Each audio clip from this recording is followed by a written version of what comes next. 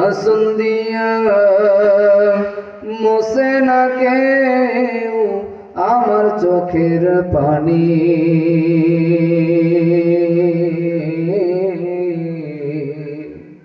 হায়রে মা জননী আমার, হায়রে মা জননী, হায়রে মা জননী আমার।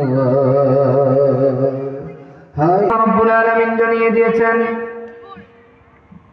ইয়া আইয়ুহাল্লাযীনা আমানুত্তাকুল্লাহা হাক্কা তুকাতিহি ওয়া লা তামুতুন্না ইল্লা ওয়া আনতুম মুসলিমুন।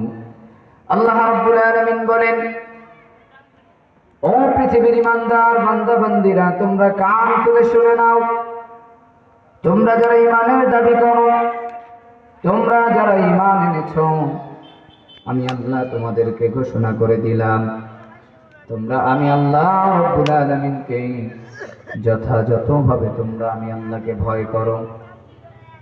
আমি আল্লাহকে তোমরা ভয় করো। কি পরিমাণ তোমরা আমি আল্লাহকে ভয় করবা? এমন পরিমাণ ভয় তোমরা আমি আল্লাহ তাআলাকে করো, যে ভয়টার কারণে পৃথিবীর সমস্ত খারাপ কাজ, সমস্ত খারাপ জিনিসগুলো থেকে তোমরা বিরত থাকতে পারো।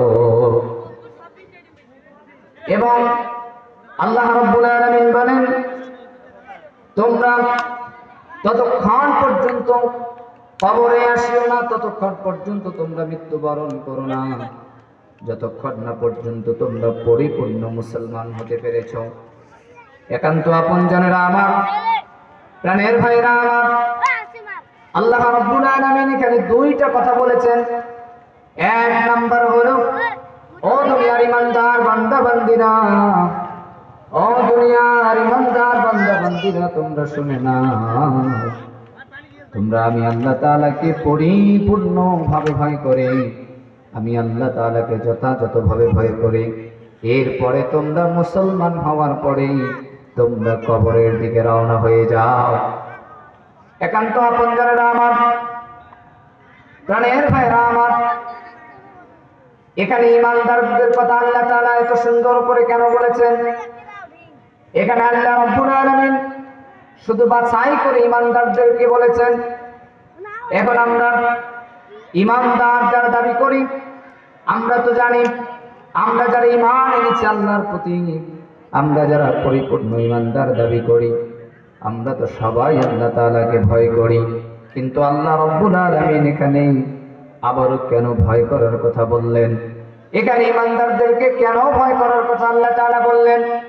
আল্লাহ রাব্বুল আলামিন এখানে এটাই বুঝাইতে চেয়েছেন যে, ও দুনিয়ার ইমানদার বান্দা বান্দীরা, তোমরা ঈমান আনার পরে তোমরা যে ভয় আমি আল্লাহ তাআলাকে করতেছ, এই ভয় দিয়ে হবে না, এর থেকে আরো পরিপূর্ণভাবে যথাযথভাবে তোমরা আমি আল্লাহ তাআলাকে ভয় করো।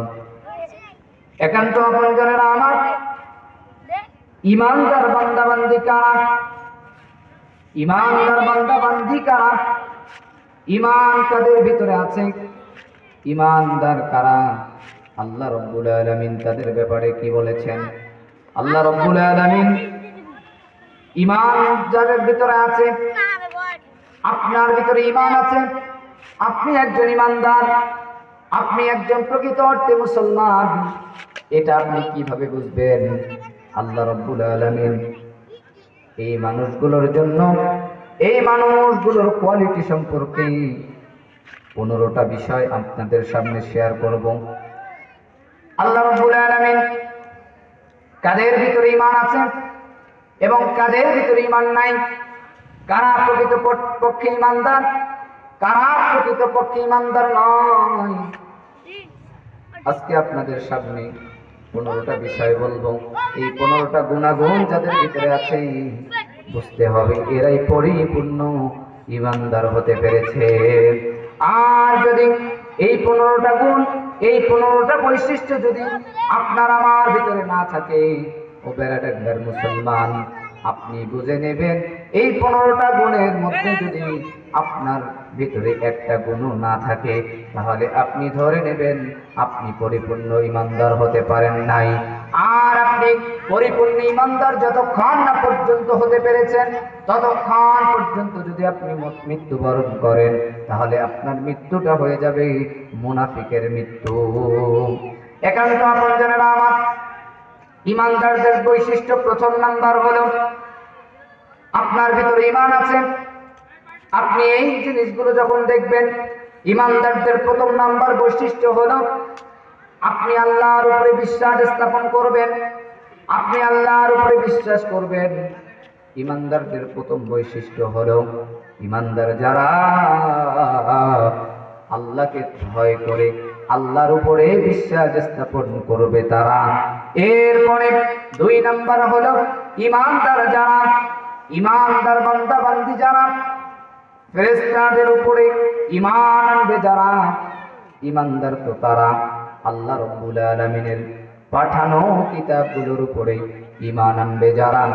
এরপরে 4 নাম্বার হলো আল্লাহ রাসূলের প্রতি ঈমান আনবে যারা, প্রকৃতপক্ষে ঈমানদার হলো তারা।